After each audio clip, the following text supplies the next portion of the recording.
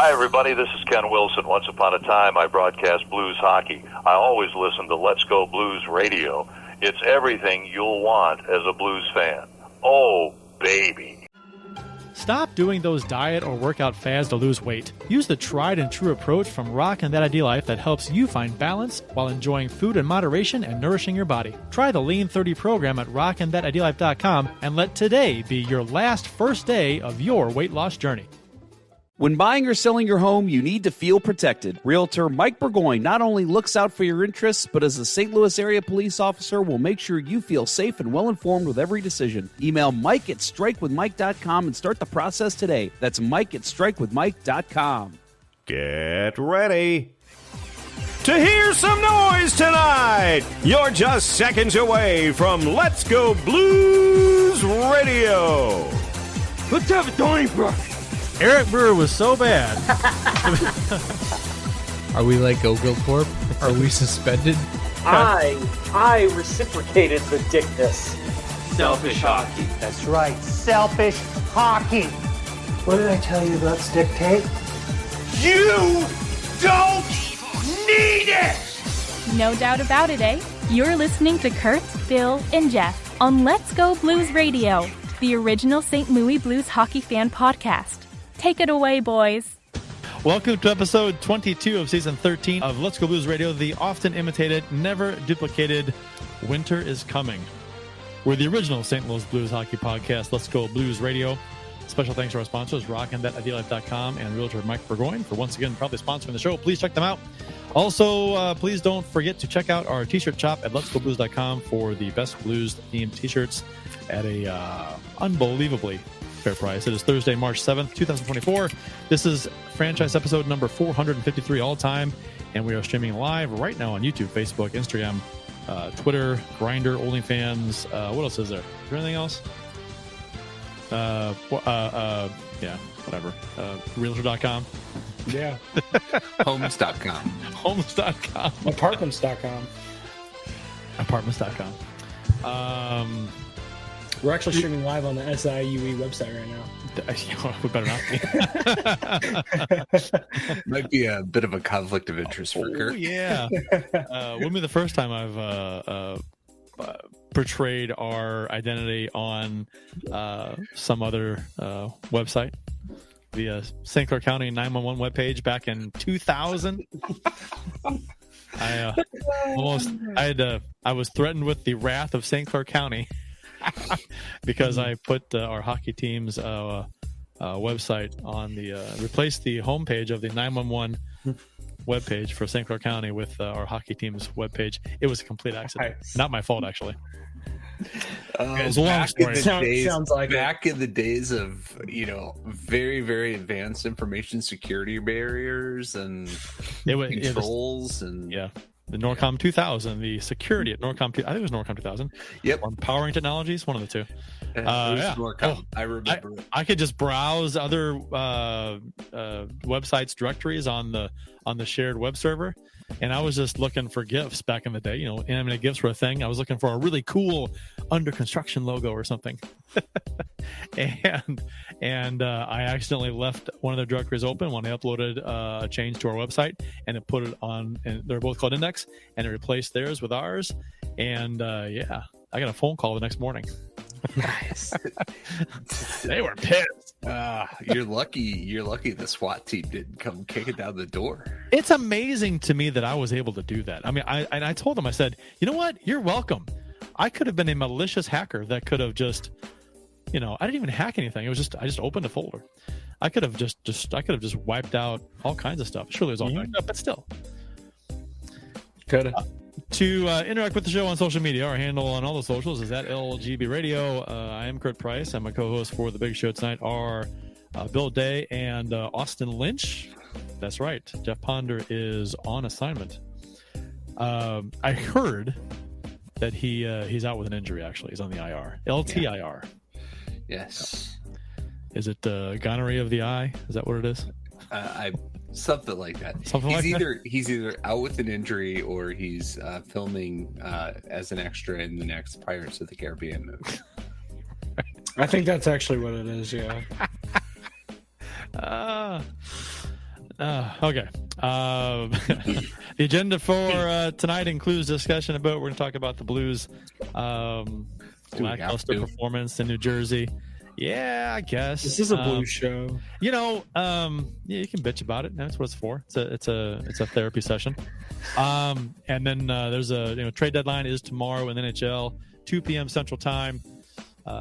So rumors are going back and forth on Buchnevich. One source says, that the Blues are open to retaining half of his salary to help him get him moved. Other people are saying, there's nothing. He played tonight, so they have no interest in trading him. So we'll see what happens tomorrow, or maybe late tonight. Who knows? Maybe during the show. That'd be pretty cool. Austin, keep an eye out for that stuff. I will. I have Twitter up and. But all that and more on tonight's episode, the post-game show of Let's Go Blues Radio. I assume you guys watched the show, watched the game tonight, because yeah. Well, yeah.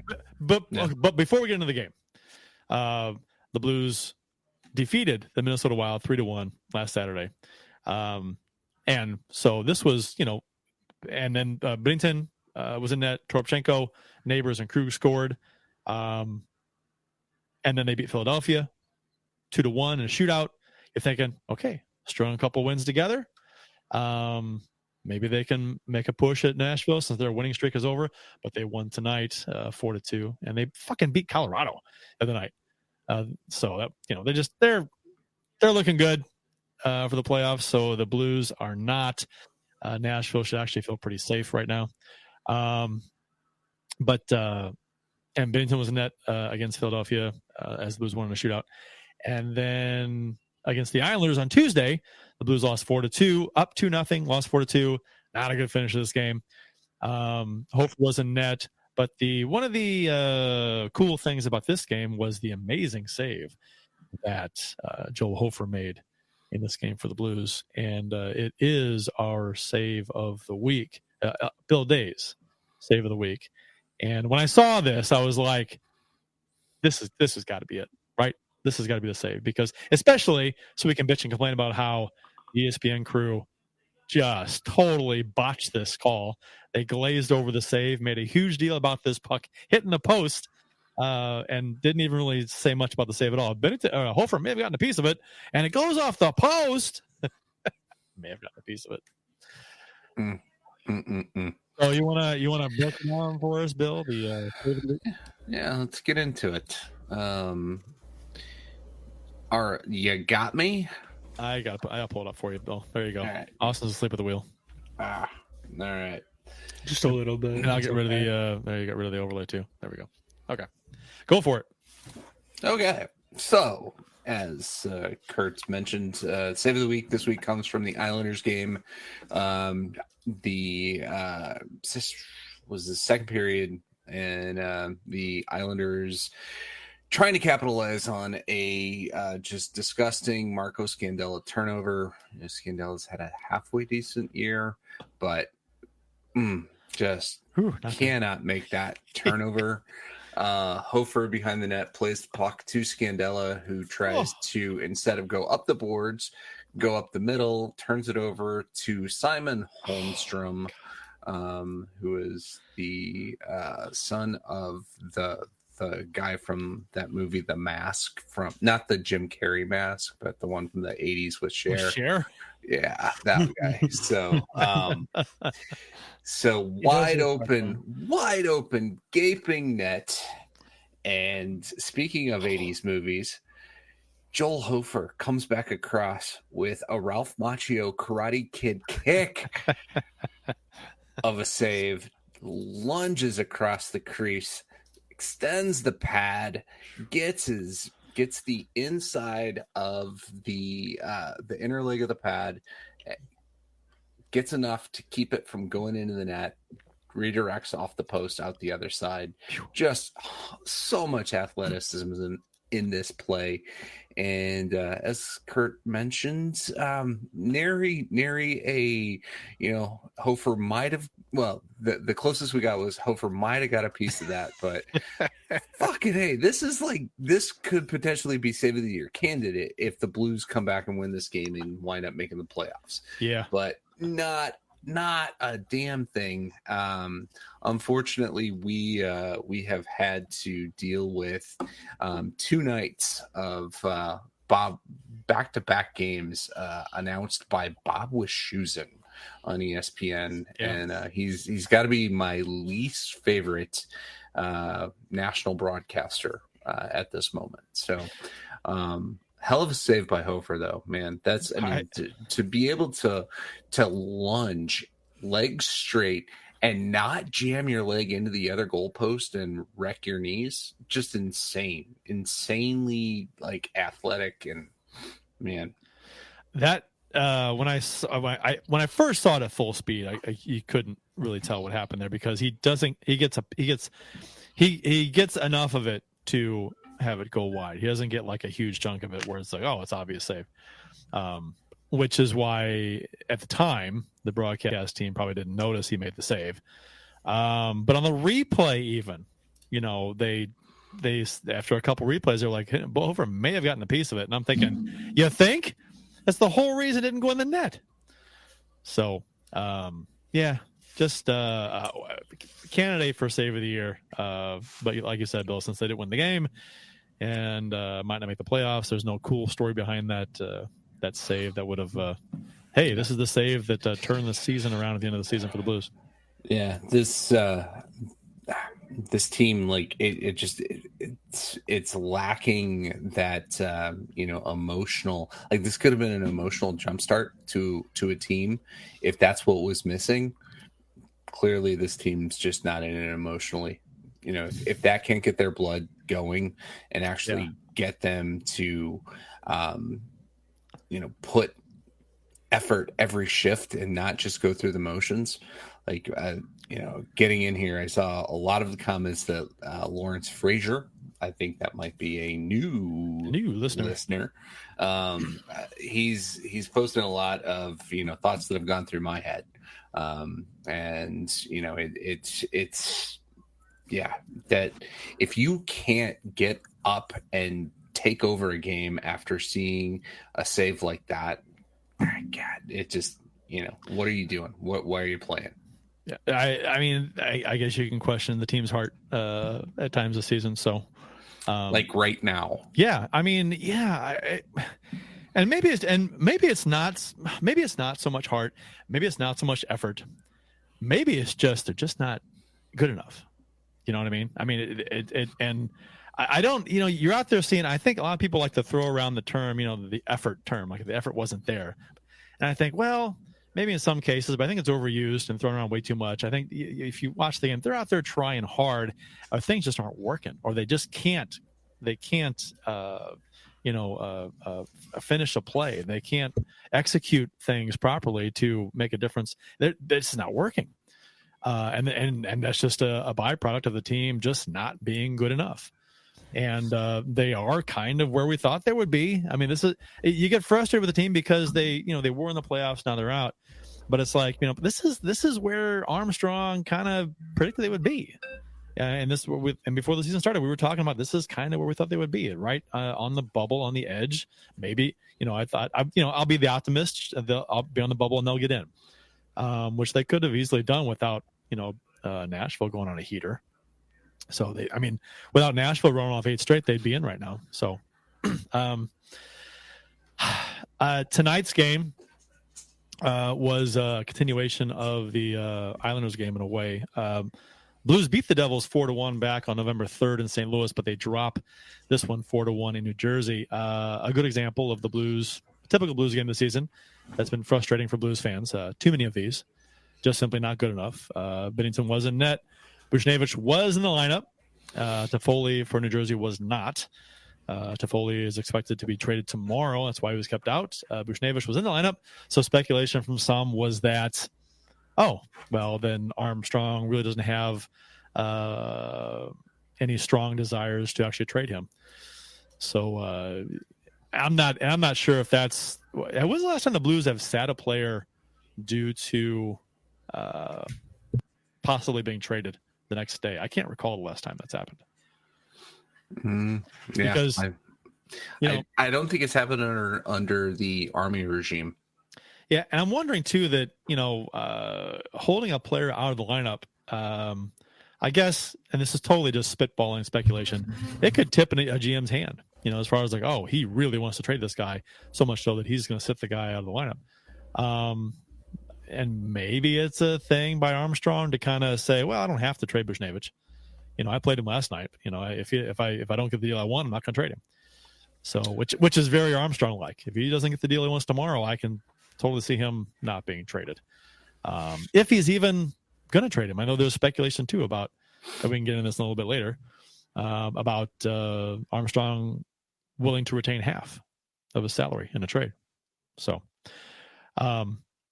early in this game, maybe a minute in, Falk, that misplay across to Falk off his skate leads to a scoring chance. The first minute, all alone. It's like, Jesus Christ. It sounded bad. Yeah, it sounded bad on the radio. It was just, I was like, well, of course, right? Falk's fighting it. And I'm gonna do kind of what we did with Parayko last season, is that Falk, he might not be healthy. He's just making mistakes hockey players don't make. NHLers don't make those mistakes, and he's doing it a lot. So he made a couple mistakes tonight. He made that one. He had that gaff that lofted puck just outside the Blues blue line, and he just went to glove it down and he missed it, and it just goes goofy off his glove and his turnover. They ended up scoring on the play. So it's 10 p.m. Do you know where your children are? It's the first time in weeks we've been on time with that. You're welcome. Nice job. So yeah, Devils dominate this game early, get 2 fortunate bounces and get 2 goals. Blues couldn't do anything. First New Jersey goal came on a broken play after Hughes circled the zone on the power play. 13:24 into the game, splits the Blues forwards, draws them together, opening up Hischer for a pass in the slot. The Blues D closes on him and blocks the shot, but the puck squirts, unluckily, I guess, right to Meyer at the side of the net, who lifts a nice backhand over sliding Binnington into the net. So 1-0 New Jersey. I saw this play, I saw the replay, and I'm like, okay, who do I blame? And I'm like, it's bad luck. It's just, you can't cover that. How do you cover that play? Right. It's bounces. It's Timo Meyer on a heater. Mm-hmm. That was his 4th goal in 4 games, and he wasn't done. No, 4th goal in 3 games plus a period. Yeah. The second New Jersey goal came with 3:56 to go in the period. The first period, Thomas loses the defensive zone face-off. New Jersey passes point to point, shot off Leddy's leg right to Palat in the far circle. 2 Blues defenders go to him, and he quickly passes back into the slot to Meyer, who one-times a shot into an open net. Jeff Ponder, that is what a one-timer looks like. A real nice play, actually, after a very lucky bounce of New Jersey. So, quick bang play. Good on New Jersey for finding the man that quickly. Shots were 15-3 New Jersey at this point in the game. 15-3 at this point, and then 2-0. You're like, what is? Does this team? It's frustrating because you think you want to say this team is better than this, but they've been doing this for quite a while now, getting outshot, getting outplayed badly at times. But interestingly enough, the Blues do get a power play with about 2.5 or 2:50 to go in the first period, something like that. And the power play looked really good. They didn't score on it, looked really good. And then all of a sudden the Blues came to life. They were playing very well. The end of the first period strong. They played a really good second period and get on the board on a goal by Saad about midway through the second period. Saad keeps the play alive in the offensive zone, far boards, passes to Perunovic, who shakes and bakes at the point, which I loved, to create a shooting lane. He lets a laser go off the post, right to Saad, far side, and he puts it in the empty net. Great puck control by Saad on this to corral it and fire. And honestly, I think this is what we need to see out of Perunovic. He was aggressively creating that shooting lane to the point. And I like the ceiling for Perunovic. I'd like to see Scandella move. I'd like to, in the off season or at the deadline tomorrow.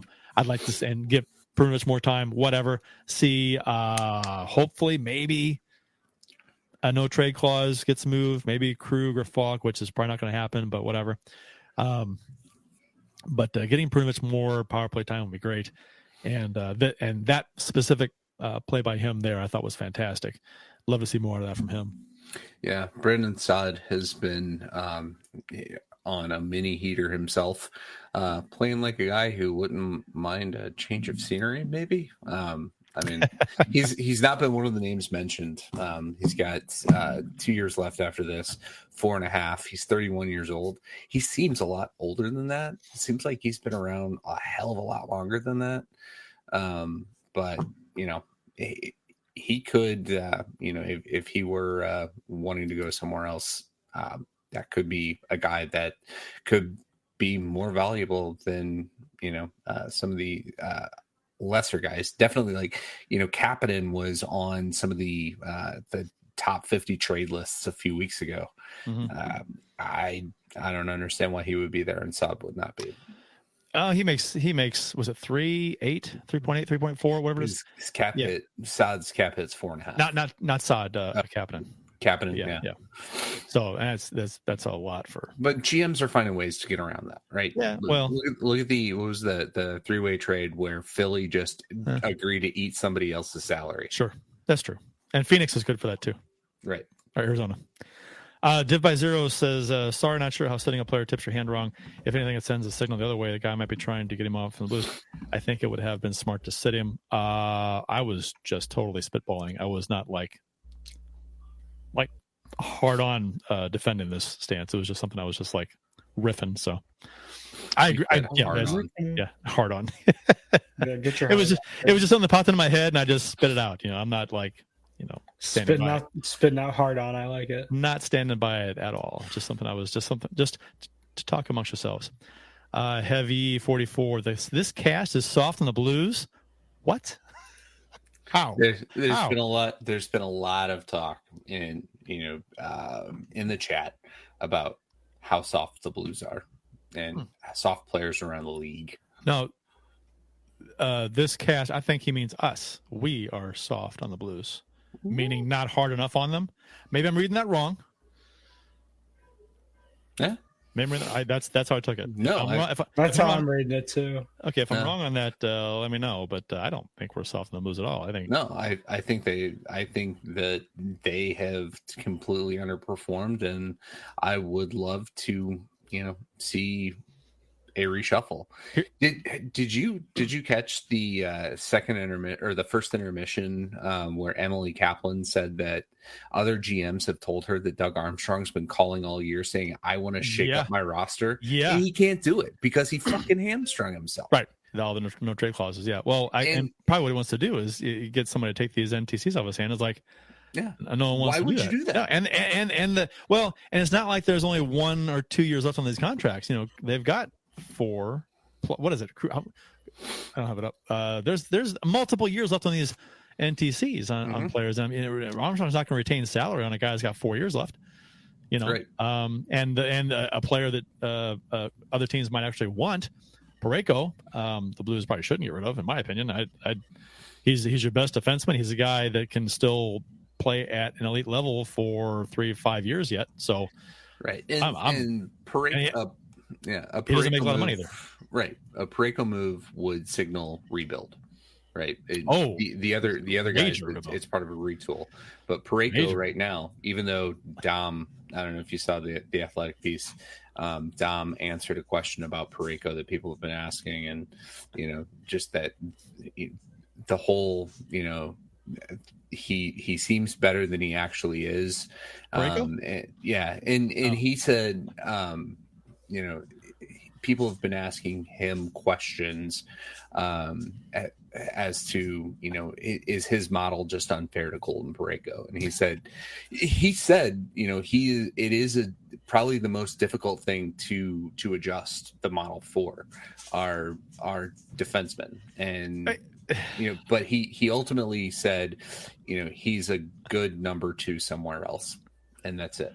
Well, I mean, he's not making number 1 money. So no, and I think to be fair. So to be fair. Light Sound Geometry is going off on Armstrong and bringing up, and so what is, to me, what has come into very sharp relief. We've got plenty of hindsight at this point. Is that Army's decision to try to amass mid-range salary defensemen as opposed to giving the keys to the kingdom to Pietrangelo has blown up in his face. And he's locked himself in with all of these mid contracts, and he's gotten below par play from aging defensemen. And I think he should be held accountable. Do I think that he's going to be fired as he puts the hashtag Fire Armstrong in the chat? No, Tom Stillman has only known him as the GM. He probably doesn't have anybody else in mind that could take over as GM of this team and keep the team competitive. He should be held accountable and, told, you've got to find a way to get rid of one of these contracts. Yeah. And I think, my stance when people talk about the Fire Armstrong,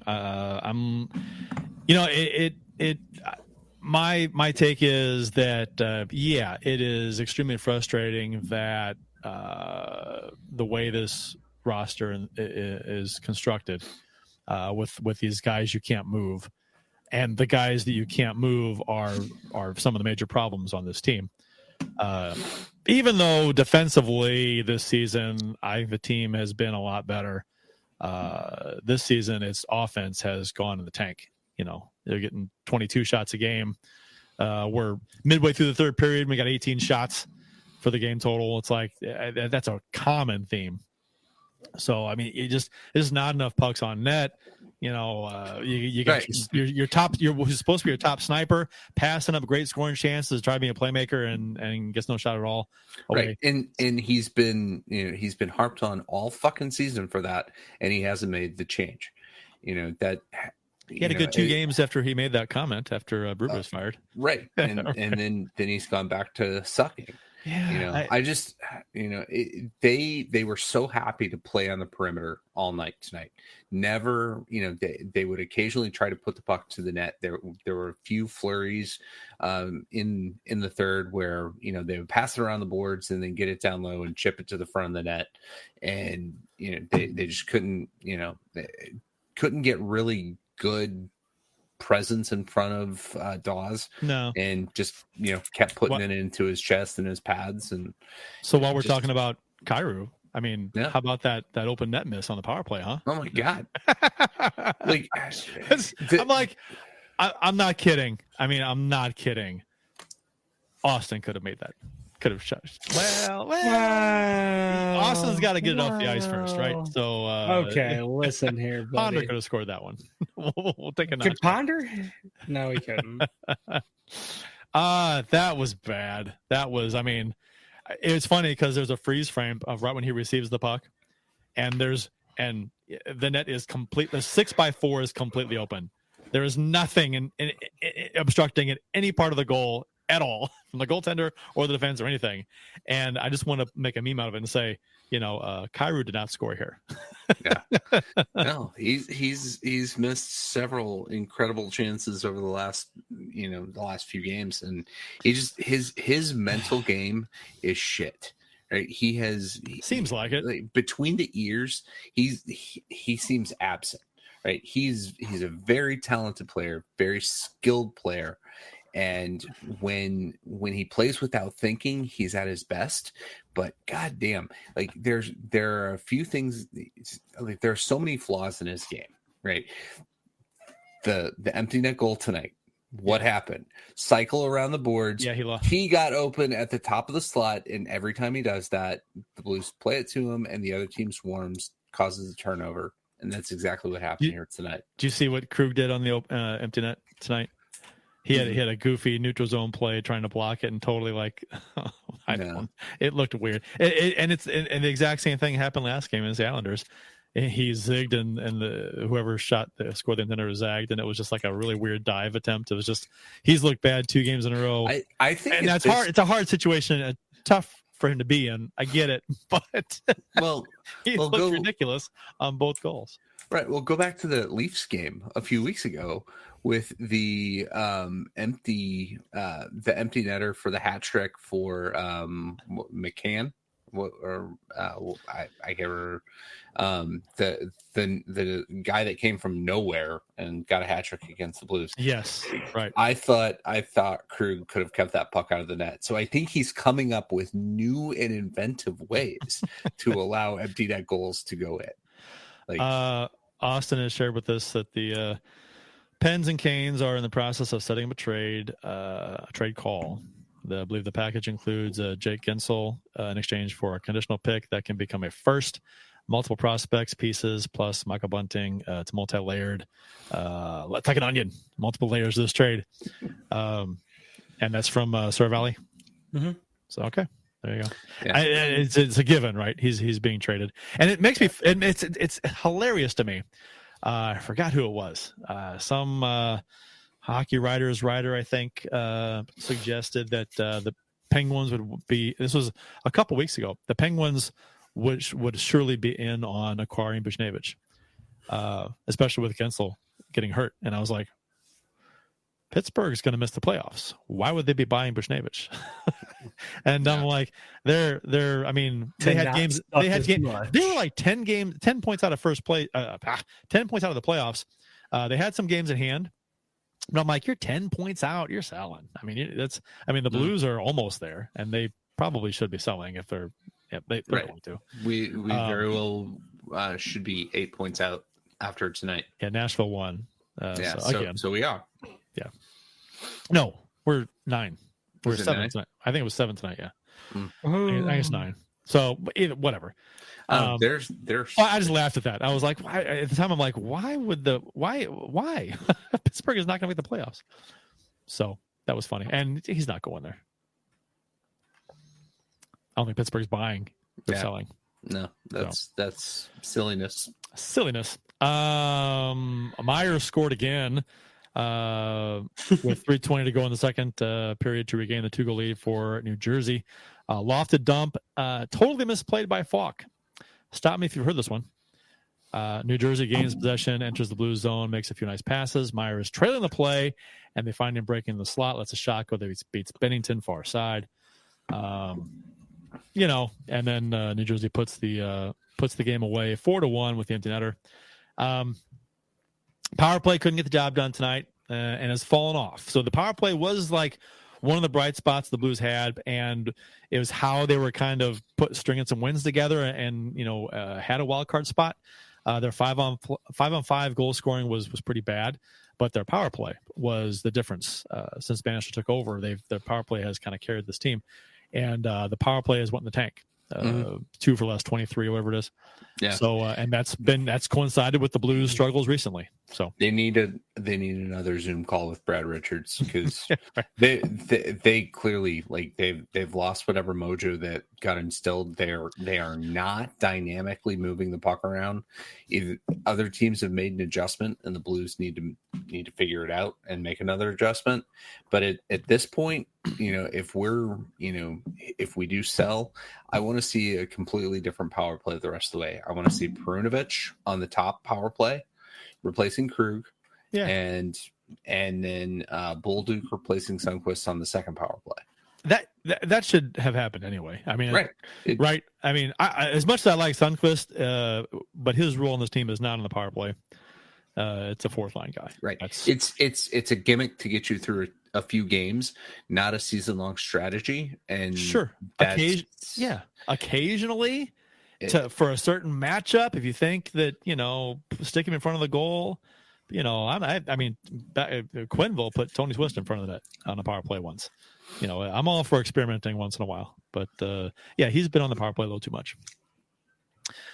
And once again, not enough pucks on net. Seems like every game, like I said earlier, midway through the game, through the third period, they're in the teens in shots. Shen, every game now, it's like he's overskating pucks. He's mishandling pucks. He's not making plays.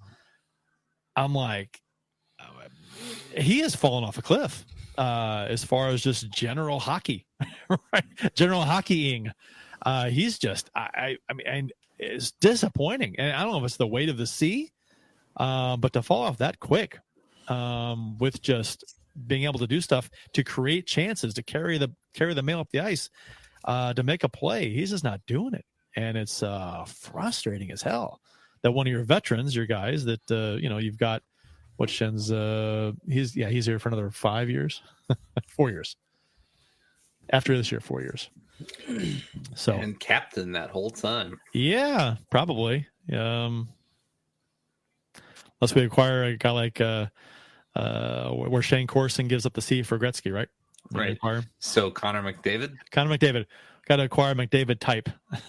Austin Matthews. He's not even the captain of his own team. No.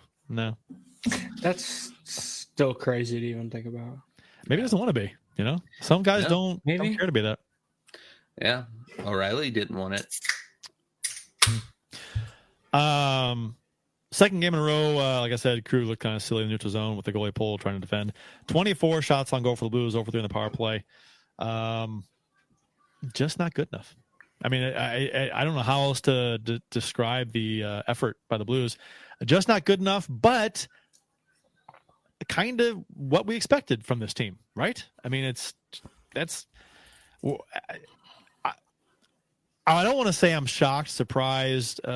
Disappointed is the wrong word, because if I project they're going to be a bubble playoff team, that's what they are. I mean, are you disappointed that? I mean, I guess I'm disappointed. We were on the show kind of right about where they were going to be, and disappointed that Armstrong was right. You hope the team's going to overachieve and surprise people. That's always fun, but they are what they thought we were. They were. Yeah. No, and I think Army being public about that was an attempt to light a fire, and that's just not this team's identity. They don't respond to it, to that kind of thing, and it's I mean, am I disappointed? Yeah, I'm switching gears a little bit here. Yeah. We got St. Louis City and Liverpool. Are you 5-1 today? 5-1. 5-1. Did you hear New York? Was there speculation New York was going to try and go by city instead of NYFC? Oh, fuck no. No, it wouldn't surprise me, because they are part of the same. They're owned by the same Middle Eastern conglomerate that owns Manchester City, which is known as City in the Premier League. All right, so Sundqvist resigns in St. Louis. We'll talk about that, along with some other trade deadline stuff, more Bushnevich stuff, some speculation that we have as far as what we'd like to see or what we might see, based on absolutely no insider information whatsoever. You're listening to Kurt, Bill, and Austin on Let's Go Blues Radio. We'll return after these messages. We've all tried a diet or workout fad at one time or another, but it always ends the same, right? We either lose the weight and then get back to our routine, but then put the weight right back on, or it just simply never takes hold. It's time to move into a habit-based program that focuses on organization and simplicity. Rock and That Idea Life's Lean 30 lays it all out for you with the correct food to eat, how to meal prep, and even sprinkles in plenty of healthy recipes. With Lean 30, you'll get the full ID Life arsenal, including energy for that needed kick, a tasty Nourish shake for your needed fiber intake, Slim Plus to help control your cravings and provide a metabolic boost, Lean capsules help bust those sugar cravings, and ID Nutrition gives you the added punch you need that takes the guesswork out of what supplements to take. Join the many who are seeing success and make this your last first day on a new program. Visit rockandthatidealife.com to get started, and remember to email Dustin at rockandthatidealife@gmail.com for an extra 10% off exclusively for Let's Go Blues Radio listeners. Start your transformation to the confident, vibrant person you've always wanted to be with rockandthatidealife.com. St. Louis hockey fans know how it takes a reliable captain and a team of hard workers to achieve major goals. As a police officer and a hockey player, realtor Mike Burgoyne would wear the C in any situation. As a leader in the home buying or selling process, Mike has surrounded himself with a team of trustworthy inspectors, lenders, and escrow officers that work together more cohesively than Hall & Oates. And as a member of many teams in his life, Mike knows the service our first responders, veterans, nurses, teachers, and yes, even you Let's Go Blues Radio listeners provide the community, so he offers special rates to those individuals. Find the value in Mike's leadership and teamwork today by emailing him at mike@strikewithmike.com or calling 314-753-4060. He'll work closely with you and only show you the homes that match your goals. That email again is mike@strikewithmike.com or call him at 314-753-4060 and succeed with your new teammate today. And now, back to Let's Go Blues Radio, the longest running St. Louis Blues podcast with Price, Ponder, and Day. The Blues have re-signed Henrik Sundqvist for 2 years, $3 million. Oscar, sorry. Wait, who did I was thinking. We got Henrik Lundqvist. Did I say Lundqvist? 3 years. Henrik Sundqvist, man. Oscar Sundqvist. I was like, what did I say? Henrik? You did. Jesus. Golly. Okay. Oscar Tavares. Too many names floating around. These trade rumors. 2 years, $3 million, 1.5 per. Sundqvist said, did it again. Sundqvist said that was always his plan, was to be here. He wants to be a part of the team, and turning the ship around is what he wanted to do, or help turn the ship around. For him personally, he didn't want to abandon it. There's no trade clause in this deal. How about that? Woo. So he wanted to be here. He loves St. Louis. I can get behind players who have that attitude every time. I think he's got 6 goals, 15 assists, 21 points in 62 games. He's a -5, 30 penalty minutes. He is a positive point shares player. 0.3 offensive, 1.0 defensive, and 1.3 total. So I'm fine with bringing him back on the fourth line.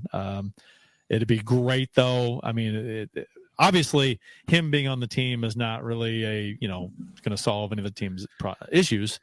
I just think he's a veteran to put on the fourth line. He'll be fine. Yeah, occasionally get him a little net front power play time. Not always. I would say never, but we shouldn't have to. Maybe as a reward in like a 5-1 game, right late in the game, he can go on the power play. That's cool. So you put him on the power play, it's like you're trying to solve a problem on the power play by putting him on it. So listener Leon, since Jeff's not here to say that, listener Leon in the chat says, I'd love to see the love child of Henrik Lundqvist and Oscar Sundqvist. And I have the answer. It is Simon Holmstrom. Look him up. Henrik Lundqvist, Oscar Sundqvist. You talk about names that are hard to say back to back. Good Lord. That is not easy to say. And then to get the right first name with the right last name and not fuck it up. So yeah, I think I don't think apparently some people in the chat not cool with that trade. They don't like him, but I'm fine with that. It's if used appropriately, whether as a fourth line center or guest DJ at Urban Chestnut, he's good. I thought for sure he was going to score tonight, just to in a good mood, with the contract, little pep in his step, maybe. Like Steen when he got his contract extension and put up a hat trick against the Canadiens. That was I was 2 rows off the ice for that game. That was a beautiful game. Trade deadline is tomorrow. If you're listening to the podcast on Friday, deadline is today. Probably either expired or about to, because we released the show about noon. We have a trade to announce. The full trade for Jake Gensel has been put out. Okay, you want to read it? Yeah, Pittsburgh trades Gensel and retained 25%, and Ty Smith to Carolina in exchange for Michael Bunting, Villy. I'm not even going to try. You know what? I'm sending you this. I'm not reading this. Just spell it. Villy not going to work here no more. Put it in the chat. I'll read it. Is it a prospect or was it? First round pick in 24 conditional and 5th round pick in 24 conditional. It's not Blues rated anyway, so it's not. It's a trade. Yeah, it's a big one, and they say it could pave the way if Buchnevich is going to go. Gensel's going to go first. Okay, Pittsburgh trades Gensel 25% retained, and Ty Smith. Ty Smith is how you pronounce it. No, not that guy.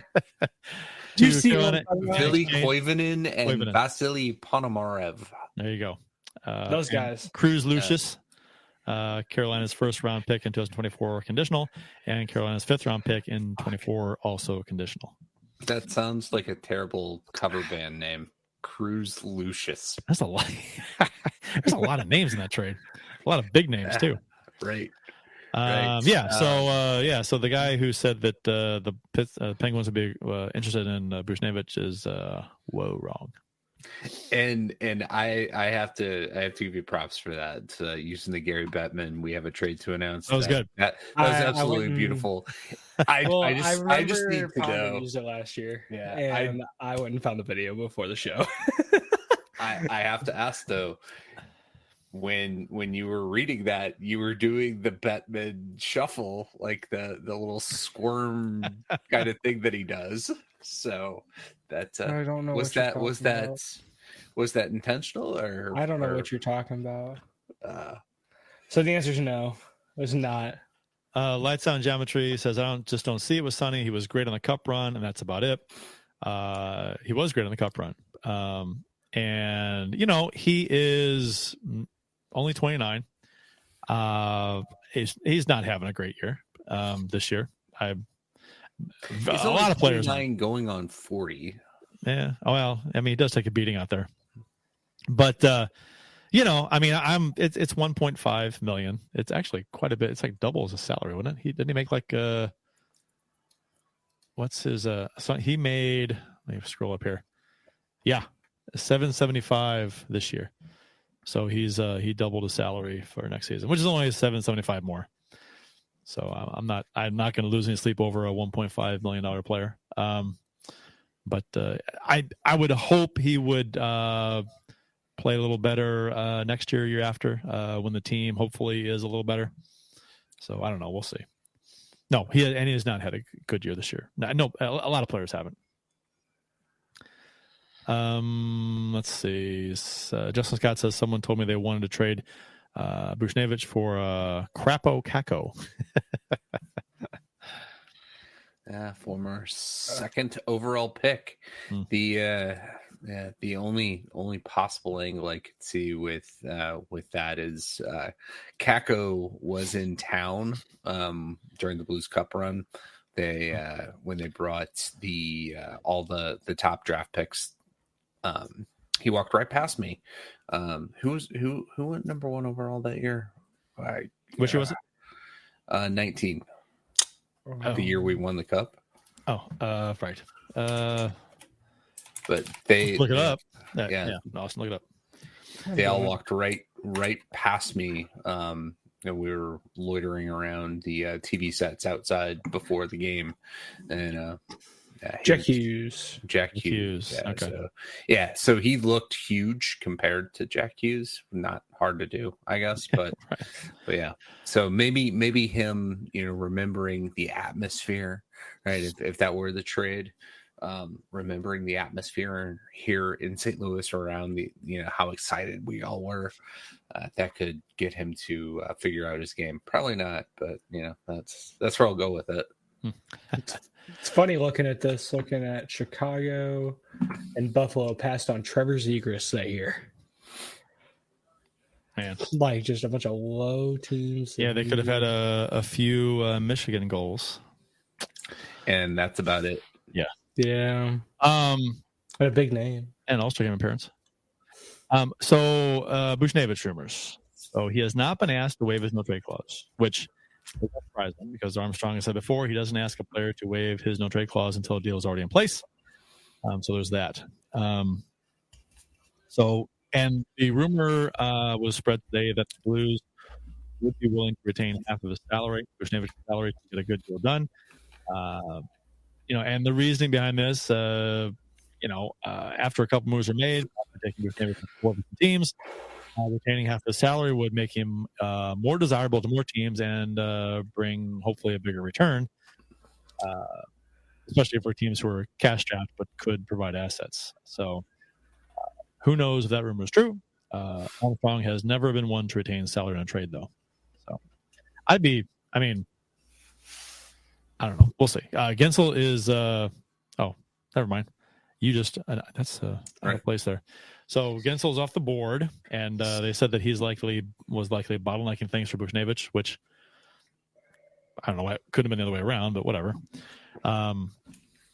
So the speculation is once Gensel is moved, then Buchnevich would be more desirable to teams who obviously missed out on Gensel. So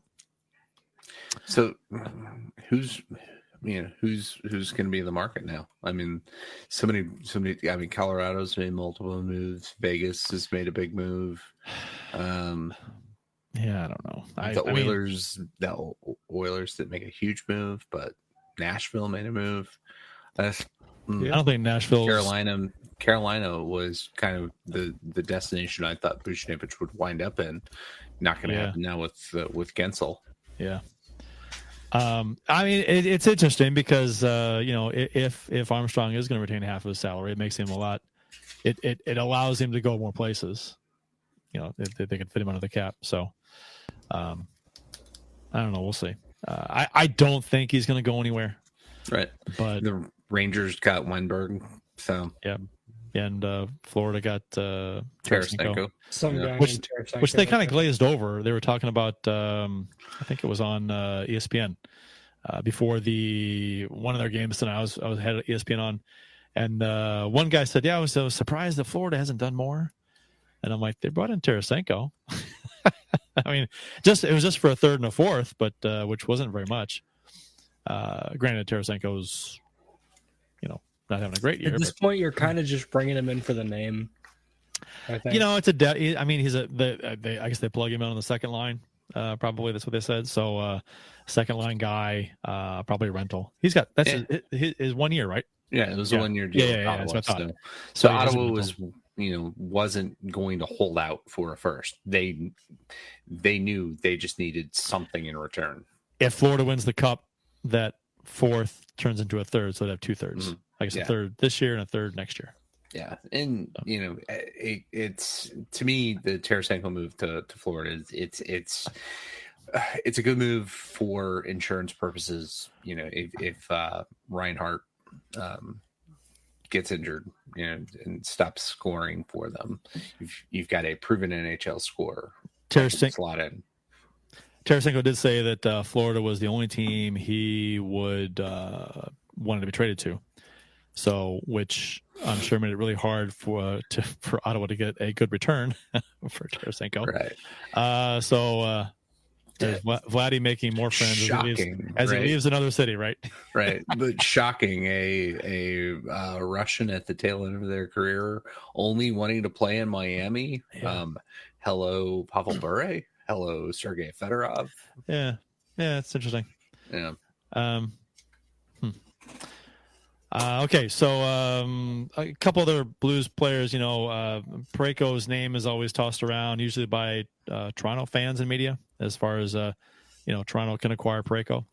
They never, ever, ever mention that he has a no-trade clause, and they never, ever mention that he has said before that he is perfectly happy here and has no desire to waive any no-trade clause. He said it a couple of years ago.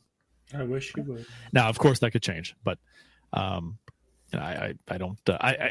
don't understand why the Blues would ever want to trade him unless they get absolutely blown away with an offer. Like any player, if you're gonna get a haul for somebody, then you got to consider it. But I mean, Parayko with the way he's playing, and especially compared to last year, assuming he was hurt last year, healthy this year, he's making 6.5. That's not a lot for a good defenseman. So, it's and he's got 3 to 5, I think, quality years left. So I don't know. There's no rush for the Blues to trade him, I don't think. So maybe they could trade him in, 3 or 4 years, maybe, to fill a need or whatever, if it's different at the time. Scandella, I think Scandella should be traded tomorrow. Absolutely. Whether or not this team was in the playoffs or not, I think Scandella should have been traded for, he'll be a rental somewhere, a nice depth defenseman, and the Blues could get a 4th round pick for him, because I don't think they would sign him in the offseason. I would hope not. So, Kyrie rumors. What was it, a couple weeks ago? Somebody said Kyrie was being shopped, but then it was mentioned today that has been little to no talk of moving Kyrie, even though there would be interest. So, I'm all for chaos. I said that before in the show. Trading him would be a boat rocker, but he's not even 1 full year into his 8-year contract.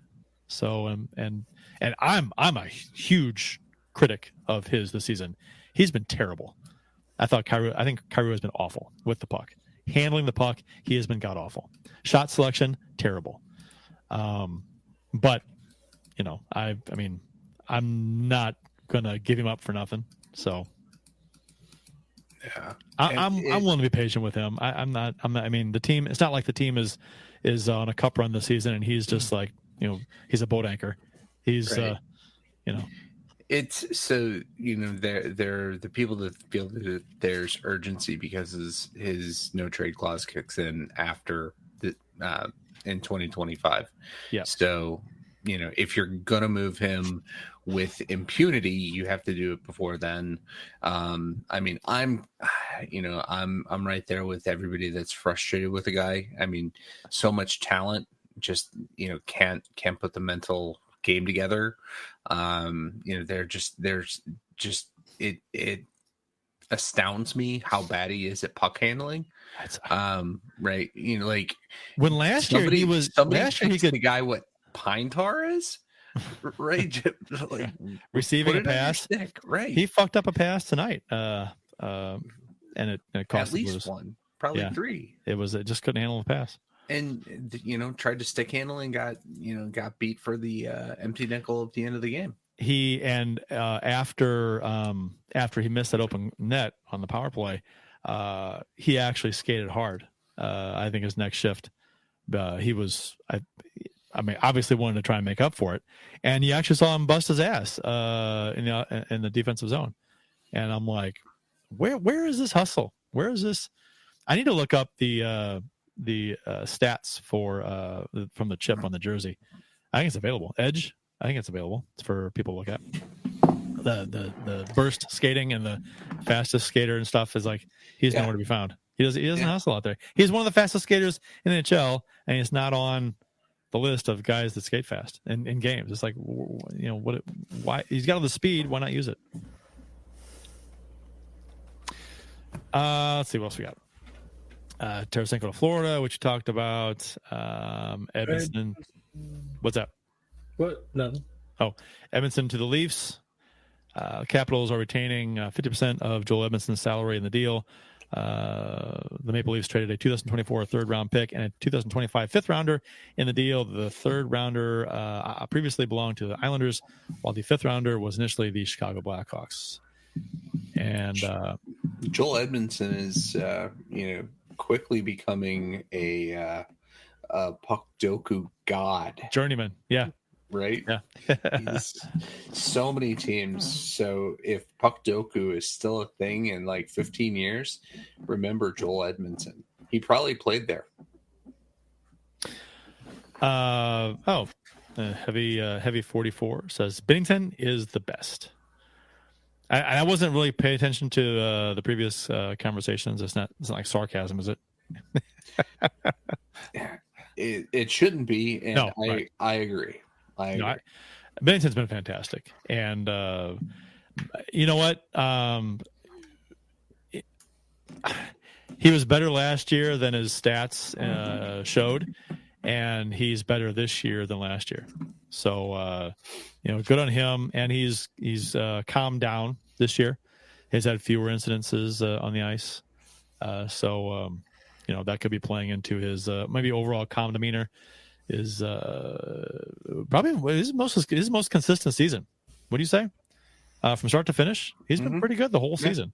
He hasn't really had too many crazy highs or crazy lows. He's been right. He's had a couple of dips where it's like nothing major. Go back to the Nashville game. That was a bad game, but individual games. It was a blip on the radar. Yeah, right. It wasn't a prolonged funk. Right. It wasn't a Jake Allen month of January and half of February. Funk. And apparently Phil Kessel is on track to sign with the Canucks before the deadline. He needs to be on the reserve list by 2 p.m. Central to qualify for the playoffs this season. But word is he will sign in Vancouver. So, it'll be fun tomorrow. Are you so? Conversation kind of happened today on Twitter or X. Are you pro playoffs or pro draft pick with so where the Blues are right now, for example, if they got in, they'd, and they say they lost in the first round, they'd have the 17th pick, something like that. So they have playoffs and a 17th pick, or would you like to have the 16th pick or the 15th pick and then miss the playoffs? Because I was like, you know what? Give me playoffs and the 17th pick over no playoffs and the 15th, 16th pick. Right. So the last time I can remember the Blues having the picks between 13 and 16, we drafted David Rundblad, Jaden Schwartz, and Vladimir Tarasenko. And we were able to draft Vladimir Tarasenko because we traded David Rundblad for that pick. Right. So, and then the other draft picks beyond that, since then, right, the most notable are Jake Neighbors, which super solid pick. If probably a lot of talk this year about how he's future captain of this team. So much leadership off the ice, and then Jimmy Snuggerud. Snuggy. Yeah.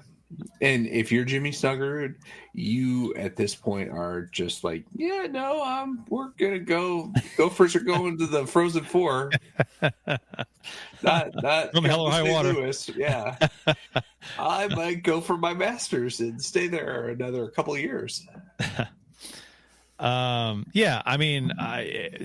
guess my point is that it's going to be a middle round pick probably. And it's I'd rather have a middle round pick than a pick in the 20s. Oh, sure. Is where I was going with it. For sure. Yeah. Absolutely. Take pick 32.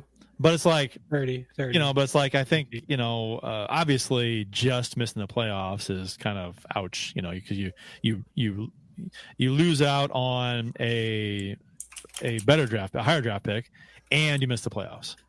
But right now it's I think, some people are, I wouldn't say rooting for the Blues to miss the playoffs, but they'd be like, no, they didn't miss the playoffs, get a better draft pick. I'm like, okay, if they miss, and they could tank the rest of the way and actually slide and get a top 10 pick, whatever. But if they just miss, it's it's a difference of a few picks in the middle of the draft. And is that gonna?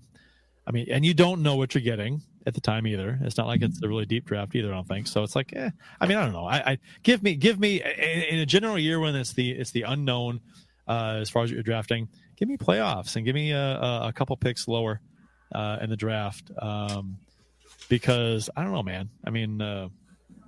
I like playoffs. I don't care. I don't care if they're not a cup I like contender. spending my money on expensive losses. I don't care if they're not a cup contender. Playoffs are amazing. Even when you're underdog, it's amazing. I don't care. going to a playoff game, there's just a different feel about it.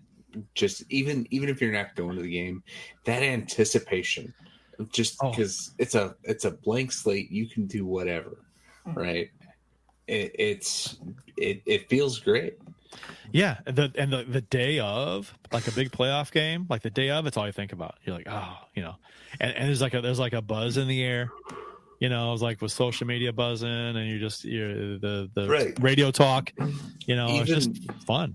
Right. Even when we got swept by the Canucks in 2009, right? Every game there was that anticipation and that buildup. Yep.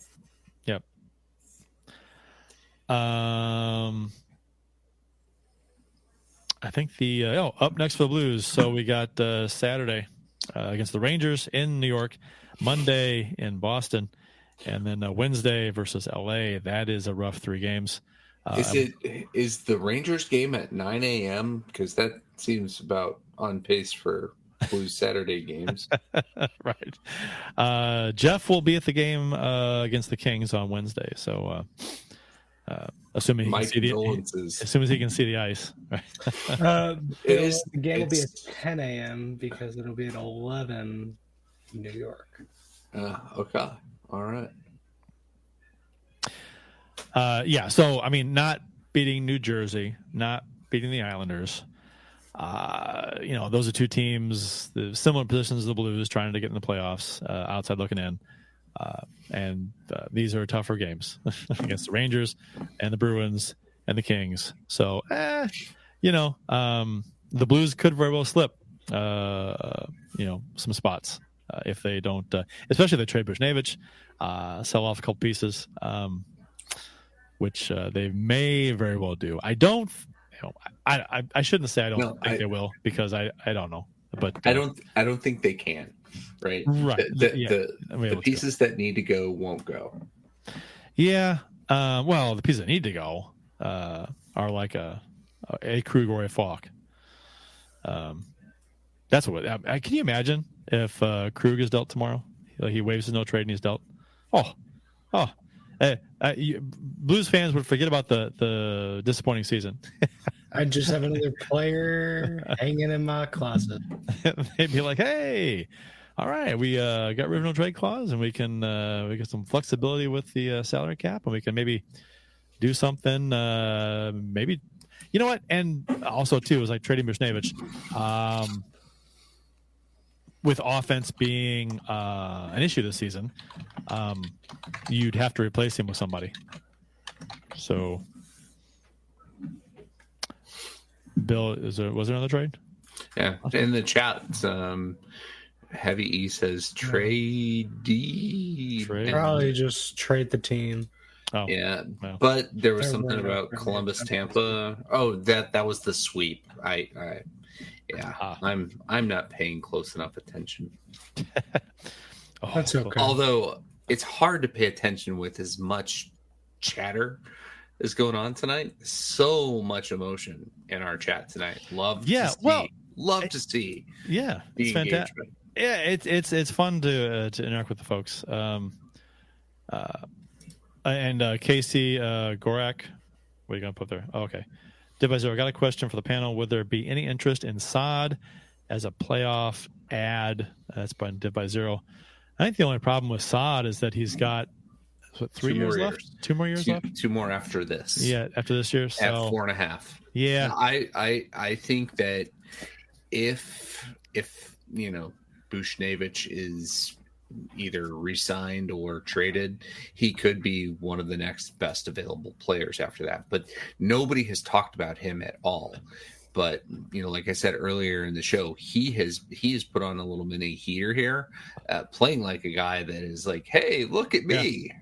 Right. So I wouldn't rule it out. I'd hate to see him go because he's kind of the only guy that's consistently shown up game in, game out this year. Yeah. Yeah. If he can bring an asset, do it. He's a really good depth scorer. What's he making, 4 something? 4.5. Yeah. I mean, yeah. I mean, I like him at that. I like that money. It's not flashy. He just kind of gets the job done. Justin Scott, you have no one to replace Buchnevich's production. And that's kind of what I was getting at. That if you do trade him, And with a team that's struggling offensively, you're that much worse offensively. So then you gotta spend some time looking to replace Buchnevich. And if you replace his production, you might, unless you get a younger kid who hasn't reaped the benefits of a higher contract yet, you're going to be paying more for it because Buchnevich is cost controlled. He's a bargain for next year. So it's like, I don't know. If he's traded, I'm intrigued because the return should be really big. I'd be very curious to see what we get. If we keep him, I'm happy too. It's like I'd like to see the Blues try and sign him in the offseason. If they could, move some stuff around and sign him, if they could afford him. If he wants to come back here and they could afford what he wants, I'd welcome him back in a second because you got to. I don't think he's a guy that that's one less piece you'd have to, acquire to help fix the offense anyway. Let's see. Justin Scott says Saad gets a lot of hate, and he shouldn't. To be honest, he's done what we pay him for. Yeah, I think it's because Saad just isn't flashy. He's the professional's professional, right? Yeah.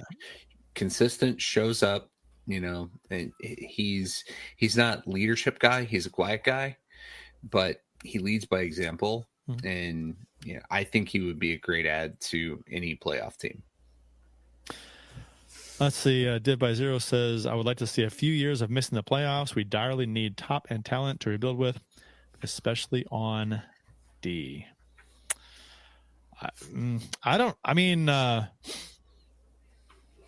Ask Buffalo how that's working out. Right. Buffalo, who made a move for another defenseman.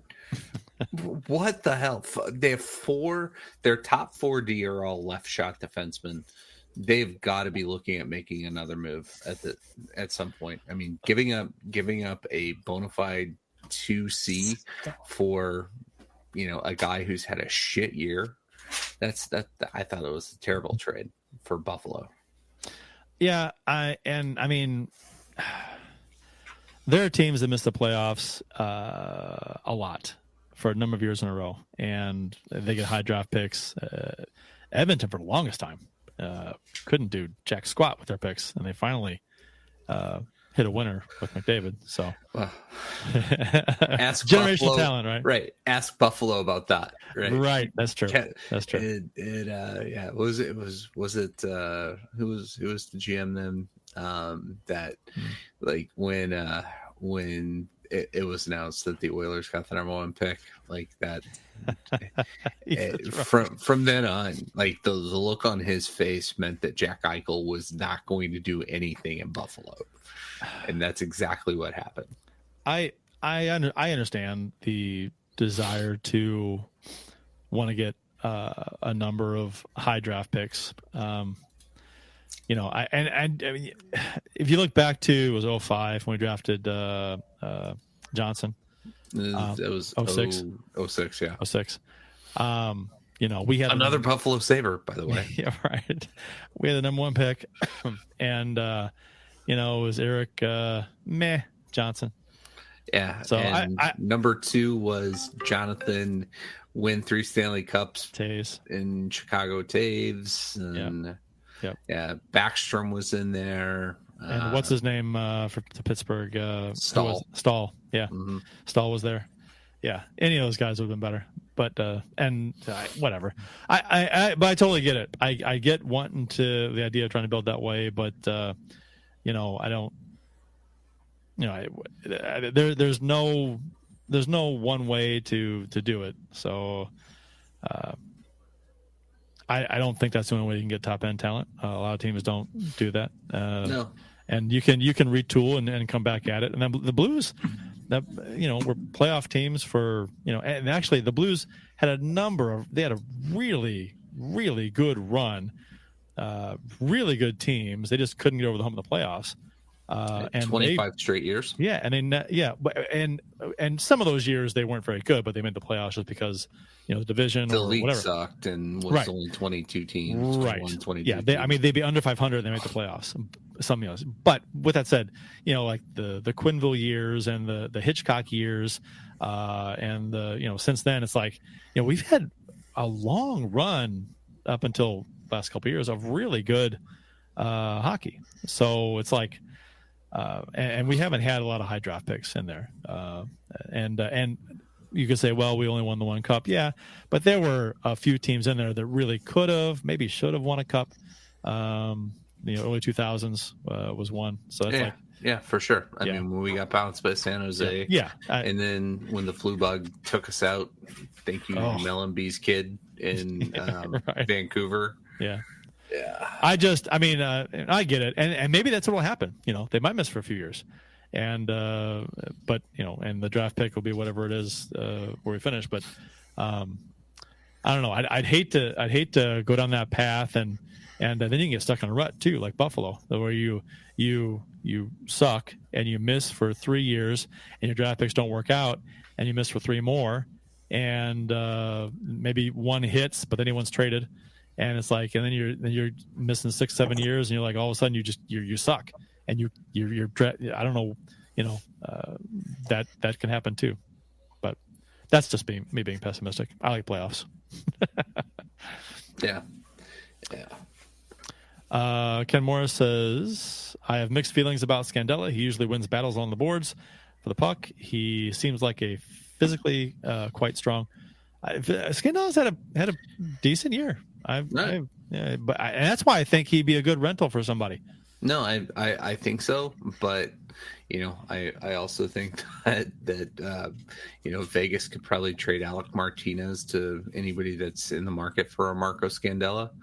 Now that they got Noah Hannafin, and they're going to need to clear some cap space at some point. But no, I Scandella was horse shit for 2 years, 3 years, but this year he's been very solid. Yeah, he was bad after. He was good when we acquired him. Replaced Ballmeister, yeah, right. But and then after we signed him into that stupid contract, right, that was just dumb. Armstrong, that's the one thing. We talked about needing Armstrong to be held accountable. I think Stillman should make it a rule: you cannot extend a player mid-season. I will not allow you to do that. Because look at the bad things he's done over his career, right? Laterra, yes, that's the worst of the worst. That was bad. But yeah, Scandella, and I don't know. I'm still, I guess I'm happy that Sonny's back, but it just, it also is like, are the Fodes that dead that Armstrong's got time to work that out? Right. Yeah, and like I said, if Suncoast would have went elsewhere, it's like, okay, but it's it's fourth line. I'm fine with him there. So it's 11 o'clock. Do you know where your children are? I told you last night. No. All right. I think that about wraps up the show, unless you guys got anything else you want to chat about as far as tomorrow goes, trade deadline. Who do you want to see go? Anybody specifically? If it becomes a full on, we're able to get rid of players. I'd like to see both Scandella and Hayes gone. I think those are the two trades that seem likely could happen, but with everybody else that's moved, I don't know. I think Hayes is here for another year at least. Yeah, he's got 3 years left, making about 3.5 each season. So it's like I think Hayes has been, even though he's chipped in with a few goals and a few points, I think he's been terrible. I've not liked Hayes. Yeah, he's slow. can only be effective when he gets position because of his strength. On the boards. Yeah. Pretty good on the boards. But in the open ice. What's his face-off percentage? It doesn't seem great. Right? It feels like we were dominant when we were playing very well. It feels like our face-offs 56.8 were good. So shit. That's pretty good. Yeah. Yeah. So that's a plus for him. Thomas is the one that's fallen off. He's 51.6 now. He was in the 40s at some point, so I guess he's gotten a little better. But I just don't like Hayes in the open ice. I think he's terrible. I think he's terrible with the puck on the boards, grinding out. Yeah, put him in front of the net. Yeah, okay, yeah. But yeah, he scored a breakaway goal this week, Kurt. It was and he didn't even shoot it. He came in, he made a move and it slid off his stick and it went and it scored. And did you hear Jamie Rivers try to say it was the Kucherov faked the shot? Oh God, let it slide through. No, he whiffed. I was watching that in a bar. I was watching it in a bar, so I didn't hear it. Yeah. He collides with the Philly defenseman, who I think was Sean Walker, who got traded to the Colorado Avalanche. And Walker's just like, he can't do anything. So he peels away from him. And then, hey, Kapanen woke up for a second and found a good pass and made it. So there was that. I really quickly want to get your guys' opinion on something with the way that the Vegas Golden Knights are using Mark Stone and LTIR. Circumventing the cap, you mean? Yeah. How do you fix this? Is there a way for them to is there a way for the NHL to come in and say you say your playoff salary cap is the same as in the regular season? Mm-hmm. Done. That's all you gotta do. Yeah.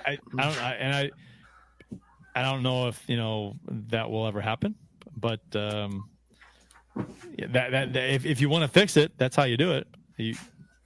Maybe give them some flexibility to do something with black aces and calling up people and putting them in the box because you want to have extra players there for injury purposes or whatever. But if you're dressing them, then that's your salary cap. So I don't, or have a dressed salary cap in the playoffs. I don't know, where you don't count the black aces. I don't know. Yeah, it seems bizarre to me. Like, in what other business do you turn off the rules at a certain date? Well, there's no salary cap in baseball. There's like a luxury tax and stuff like that. But you can bring up extra. They expand the rosters in playoffs. I do know in the NBA they just made a rule to where if you do not play a minimum of 60 games, you're not playing in the playoffs. Doesn't matter if it's due to an injury. Doesn't matter if it's due to whatever. If you do not play 60 games that season, you're not playing in the playoffs.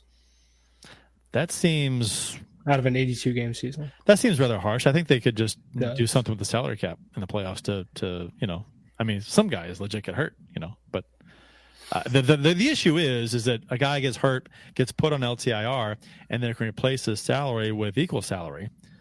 But when he comes back, then you gotta free up salary to bring him back. And in the playoffs, there is no salary cap. So what guys will do is they'll go on LTIR. Well, you know how it goes. LTIR, and then they acquire somebody with that cap space, and then playoffs happen. Oh, guy can play again. Bring him off LTIR, and you're 6 million, 7 million, whatever over the cap for playoffs.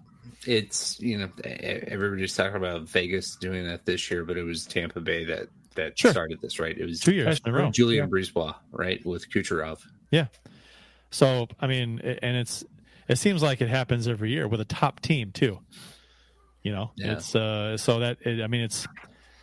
it's crazy how that works. And they always say, they'd rather have Mark Stone in the lineup right now because they might miss the playoffs. That'd be so fun if they miss the playoffs because they're down. They're not exactly. I mean, the Blues have to get hot, right, to knock them out, and they have to fall off a little bit, but which is probably not going to happen. But yeah, it's always that this top team is doing it. It's like just so happens that I don't know. I'm not trying to say that it's shenanigans going on, but I'm not saying there's not either. I'm not saying there's not either. No, it is. You think so? I'll say it. I'm on this show twice a year. I'll say it. I mean, if you're hurt, you're hurt, though, right? You can't just say you're hurt. You have to have it actually medically diagnosed as an injury. Right. We do have. Ponder has diagnosed eye gonorrhea tonight. Right. We do have a note from his optometrist. Right. Yeah. He's excused for tonight. He's got drops he's got to take. Mm-hmm. And an eye patch he's got to wear. And now he can go work for Brown & Brown because they have an opening since there's no longer a guy with an eye patch there. Oh, that is so terrible. I'm sorry, that's bad.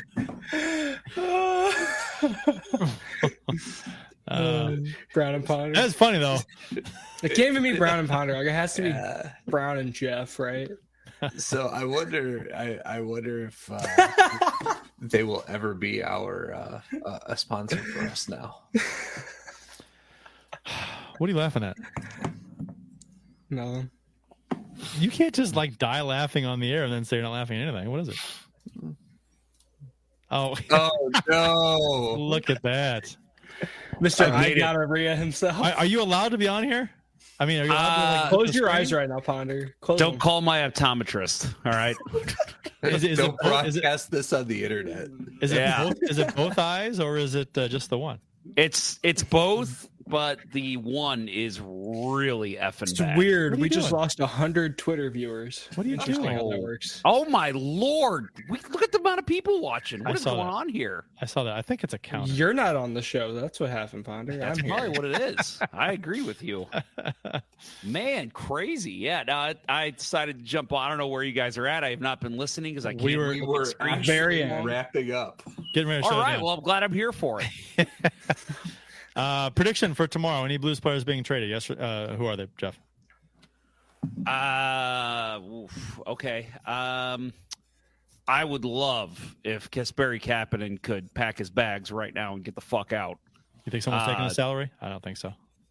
I mean, he's a free agent at the end of the year. I could see somebody just saying, "Yeah, we could use a fourth line guy." And he made one good pass this week. I don't know. I think I'm gonna go. I think Scandella gets moved because he's had a good season. I think he should. I think teams. I'm not going to say he's going to get moved. I'd be great if he could get moved, but I think teams should be interested in him. That's where I'm coming from. I agree. Yeah, 100%. Yeah. I could see him getting moved and to a contender. Maybe he doesn't even make the top 6 on a contender, possibly, but he's an excellent number 7 that could step in if there's an injury. So I could see a team like, I don't know, Colorado, which I don't know if the Blues would trade with them, but draft picks, why not? You might as well. And he's not. He won't be on the team next year unless we sign him. So, yeah. Florida comes to mind there too. Protection. Florida, yeah, that'd be a good one, and they're obviously buyers. Yeah, he could fill in for Mikla if Mikla went down. Yeah. No, I agree. And I've heard there is chatter around Kevin Hayes because since he's basically at half his salary, since Philadelphia still eats half. But half his. So Philadelphia's eating half his salary, and then Armstrong eats half of this. So we can have him for like a 1.75, whatever it is. I don't know if Armstrong will retain any salary anywhere, but I could see him possibly doing it with Hayes if he could get draft picks. That's 3 years, a mid-level prospect. Yeah, that's 3 years though. That's a lot of money. So I don't know. Yeah, I mean, if you had 1 year left, I could. He doesn't retain salary. I say that. I could say, no. I could see him doing it with 1 year, but I'm like, he doesn't do that. So he doesn't buy out players. He doesn't retain salary. Yeah. I just don't see it happening. Yeah, but the rumor with Buchnevich, you heard that, right? Where he'd be willing to eat half of his salary for next year to move him. Yeah, I mean, I guess it's only 1 year. But man, if you retain salary on Buchnevich, you better get a hell of a return. Well, the return should be good anyway. And then if you're retaining salary, holy hell! Yeah, I mean, that's a haul. Yeah, I agree. Should be. You better not retain salary and get a second round pick and I don't even retain salary if it's like 2 firsts, because I personally think if you're going to trade Buchnevich, and I think we might have said this last week, I don't want draft picks. I want a guy who could possibly step in next year. I think I said this to you guys privately, but like, I want a trade like what Philadelphia and Florida did. Was that 2 years ago, where Philadelphia traded Giroux to the Panthers, and the big player they got back was Owen Tippett. And Tippett was ready to make the jump at that point. And look at him now, 2 years later, and he's a fucking stud. So that's the type of return I would want on a Buchnevich. Yeah, but we kind of talked about, there was a proposal, Buchnevich for Kako, right? That 1-for-1 doesn't work. He's a guy that's already been in the NHL 4 seasons, but just hasn't flourished. Would you do that? Would you do that plus a Rangers first? Yeah, probably. I take the risk because the Blues do have a nice prospect pool coming up, but I don't know. That's a tough one though, because they were featured on the Hockey News. You see that? Yeah, they were. Yep. They got a great prospect. Dvorsky, Neighbors, a couple others, and Snuggerud. Snuggerud on the cover. Yeah. Mm-hmm. But yeah, I don't know. That's a good call, Bill. I think I'd be willing to try it just for a change of scenery type thing, but I feel like you got to sweeten the deal a little bit more. Maybe throw in Jeff Finley in a third. I don't know. Matt D'Agostini, right?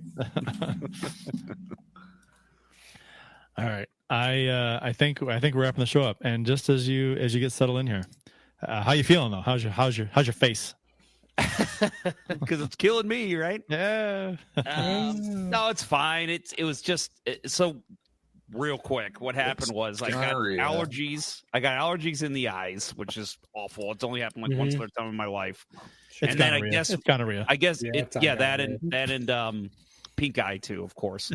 No, so and then I guess let's see, it was Tuesday night into Wednesday morning about 3 a.m. I woke up and my hand was like right here on the side of my head.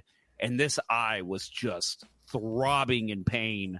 And I open it up, like I go in and I do the whole look at it. I can see visual scratch marks.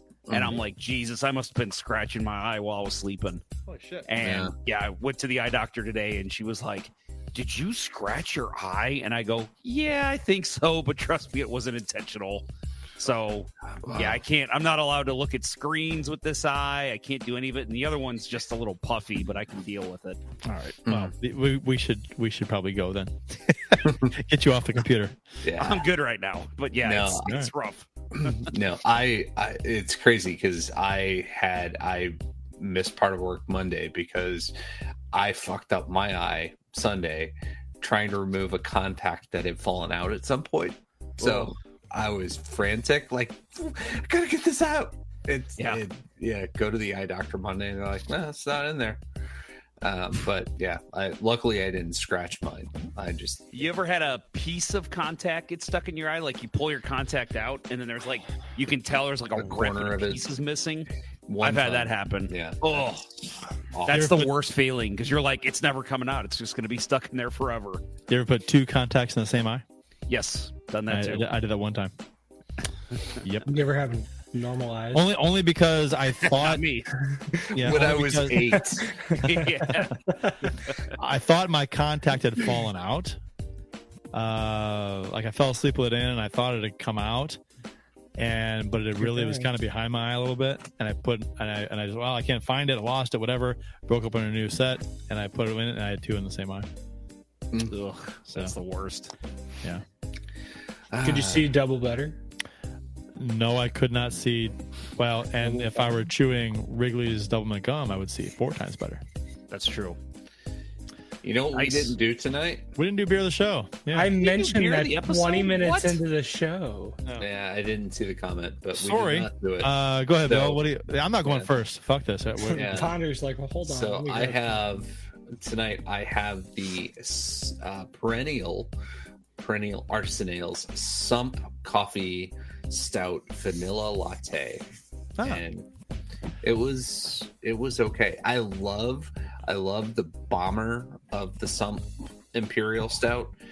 Every can I've had has been underwhelming. So this contributes to that. Your focus is off right now too. It just because when you put the beer up there you go.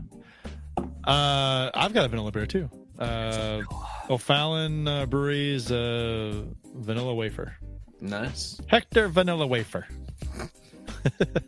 Well, I just grabbed the only empty can I could find in my trash can down here. I don't know when I drank this, but apparently I've had a quirk down here. So Key lime coconut. Key lime coconut quirk. Good I stuff. thought you were going to pull out a Pabst Blue Ribbon. No, maybe. I do have some in the fridge, I think. But no, I have not had any beer tonight. I just grabbed an empty can. Are you taking antibiotics for that or anything? No, it's steroid drops that I'm dropping in my eyes. So that's a lot of fun, let me tell you. So you will be facing allegations in 2 weeks. Yes, yeah. HGH for podcasts, 100%. All right, I think we're going to shut her down, boys. What other option do we have? Are we doing? Are we going to do a little Discord tomorrow? I should be able to. During the day? Yeah, we'll down. see. Yeah, we'll unfortunately, I've got to take my son to a doctor's appointment at about 2, but I'll probably be on there between like 11 and 1. Okay. Just send him in an Uber. We'll probably play around in Discord tomorrow. So yeah. I likely will not, as I have to adult all day. So I hate adulting. I may have to too, but I'll try and be there. I don't adult yet. Is your guest sleeping? Keep from doing it as long as possible. You have a guest? She's sleeping? We'll talk later. No. You got a lady over? Yeah, he does. I just said we'll talk later, damn it. A lady. Ooh, it's a lady. Yes. Yeah. What? You drug her or something? You can't talk about it? No. Okay, sorry. I don't know. Who's that one player? Tied up in the corner. Whoa! Chill the fuck. Arr, matey, I know how that goes. I'm a pirate. Just Don't we have like a closing to do or something? Hey, Ponder. He slipped her a Mickey. I'm about to just play the outro.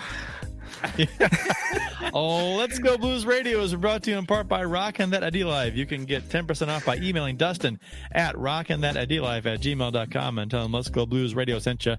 And by Realtor Mike Burgoyne. Give Mike a call today at 314-753-4060 for all of your home buying and selling needs. That's 314-753-4060. That will wrap up episode 22 of season 13 of the original St. Louis Blues Hockey Podcast, Let's Go Blues Radio. Thank you for listening, and thanks to those who participated in the YouTube and Facebook live chats during the live show. We had a lot of people watching and a lot of interaction. Thank you, guys. Yeah, we hope you enjoyed it as much as we've enjoyed bringing it to you. For Bill Day, Austin Lynch, and Jeff Ponder. I'm Kurt Price. Until next time, everyone. Trade Hayes. Let's go Blues. Trade somebody. Let's go Blues. Let's go Blues. Shiver me timbers. Let's go Blues. Arr. Ponder. The Chiefs are at home tonight against Cyanosport at the War Memorial at 8. Good seats are still available. A look at fourth. I think that went very well. Thank you for listening to Let's Go Blues Radio. Now take off, hosers. I want you to have a heart attack and die so that we never have to do this shit again. Well, there's 90 minutes of your life you'll never get back. Sorry. St. Louis Blues, St. Louis Blues. Have you heard the news about our St. Louis Blues? They've only just begun, they're on their way to number one. Now there's no more blues for our St. Louis Blues. The Blues are on the ice tonight again. They're rough and tough and got the stuff to win. They'll always get one more, no matter what the score. They are quite a hockey team, my friend.